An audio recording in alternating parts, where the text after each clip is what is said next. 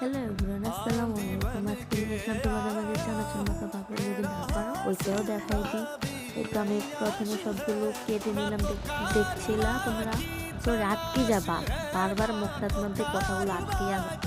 আচ্ছা যাই হোক, সবগুলো মাখা শেষ। আমি এখন একটু লবণ দিয়ে দিব, আর লবণের পরিমাণটা তোমরা তোমাদের মতন দেবেন। এই তো কী যে করি আমি নিজেও জানি না, একবার চানাচুর দিয়ে একবার এটা দিই।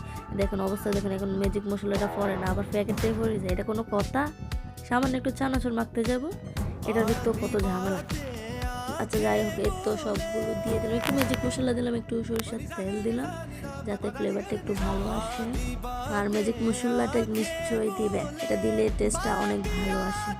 আর কাছে আমার গলাটা বারবার কি জানি হচ্ছে, জানি না। যাই হোক, এই তো এখন চানাচুরগুলো দিয়ে দেবো, দেন ধনিয়া পাতা দিয়ে দেবো, দেন একটু সার্ভ করে নেবো একটা সুন্দর একটা প্লেটে। তোমাদেরকে দেখাতে হবে না।